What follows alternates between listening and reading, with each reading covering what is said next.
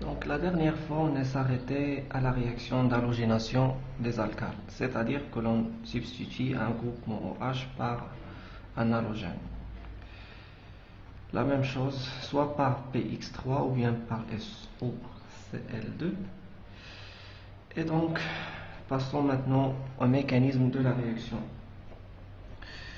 Donc LCH2OH, toujours on va jouer sur la polarité des molécules et nous allons réunir les charges positives et négatives. Donc nous avons ici une charge delta moins sur l'oxygène, delta plus sur le phosphore puisqu'il est moins électronégatif que le chlore, et donc rupture hétérolytique de cette liaison et attaque des électrons N du phosphore. Comme d'habitude, formation d'une nouvelle liaison oxygène-phosphore. Oxygène-phosphore, dégagement de Cl- et apparition d'une charge positive sur l'oxygène puisqu'il a perdu un électron. Donc maintenant, ce Cl- dégagé de la molécule, il va attaquer ce proton.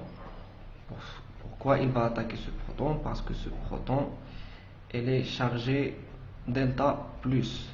Ceci explique la rupture hétérolytique de cette liaison vers l'oxygène pour le neutraliser. Et donc, qu'est-ce que nous obtenons? C'est H2OPCl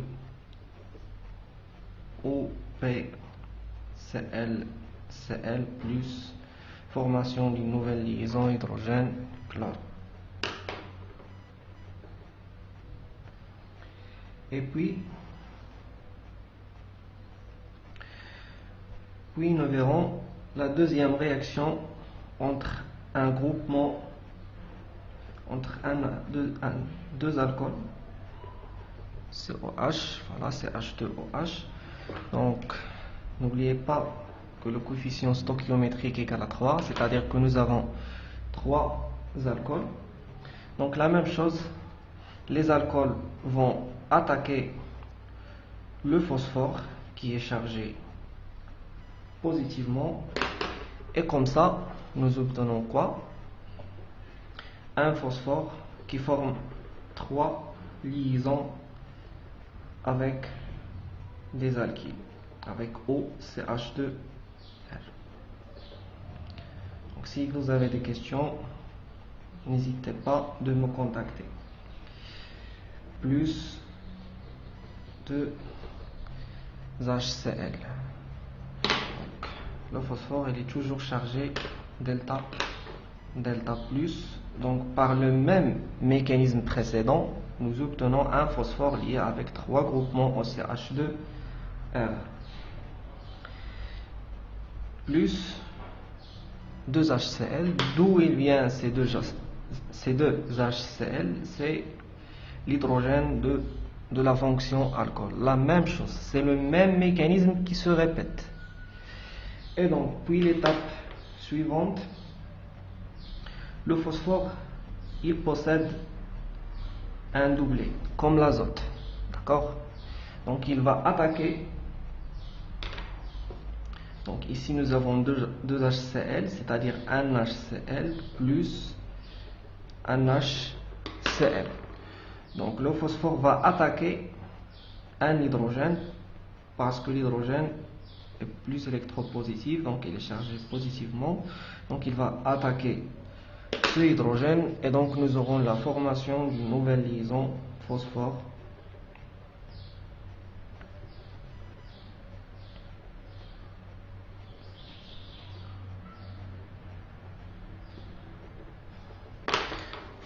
et hydrogène et apparition d'une charge positive sur le phosphore puisqu'il a perdu un électron pour former une nouvelle liaison avec l'hydrogène. Donc plus Cl-, c'est très facile, rupture hétérolytique de cette liaison qui va nous donner le Cl-. Le Cl-, cette fois, il va attaquer quoi? Donc, toujours, on va jouer sur le polarité. L'oxygène est plus électronégatif que le carbone. Donc, ce carbone, il sera chargé delta plus, il sera chargé positivement. Et donc, il sera attaqué par le Cl-, et nous verrons une rupture hétérolytique vers l'oxygène. Ceci nous conduit à la formation de quoi? Formation de premier dérivé halogéné. C'est la première réaction d'halogénation. Et par le même mécanisme réactionnel, nous obtenons 3RCH2Cl. Donc toujours dans le mécanisme réactionnel, on s'arrête lorsqu'on obtient le produit final. Donc voilà, Cl- va attaquer ce CH2. J'espère que ça sera clair pour vous. Donc Cl- va attaquer ce CH2 et donc la rupture hétérolytique de cette liaison qui va nous donner cette liaison qui va nous donner le POCH2 ROCH2.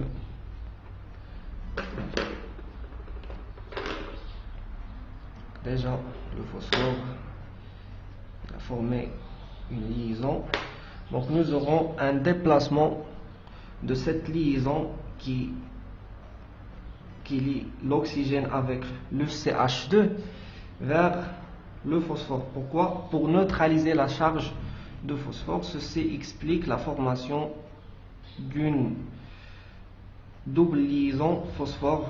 Donc ceci explique la formation d'une double liaison oxygène d'une double liaison phosphore-oxygène. Et puis, par le même mécanisme réactionnel et par l'ajout de deux HCl dans deux étapes différentes, qu'est-ce que nous obtenons? Nous obtenons un phosphore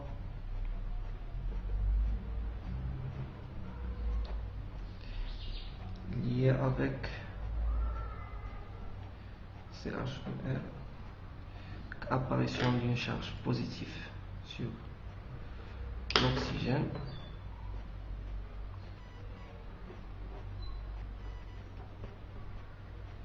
CH2 R double liaison oxygène. Donc la question qui se pose, c'est comment? Eh bien tout simplement, nous avons ici un oxygène très riche en électrons, une charge delta- qui va attaquer le H+, qui va attaquer le proton, et donc nous verrons le déplacement de la liaison d'une façon hétérolytique vers le chlore, et donc nous verrons le dégagement de Cl-. Ce Cl-, par le même mécanisme, elle va attaquer quoi? Nous avons ici un CH2 lié avec un oxygène chargé positivement. Donc la charge positive, toujours, je répète ça, que la charge positive augmente l'électronégativité. Parce que c'est le noyau qui exerce une force d'attraction sur les électrons. Donc ce carbone sera très pauvre en électrons et donc sera chargé positivement. Donc le Cl- va attaquer ce centre afin de former le deuxième R.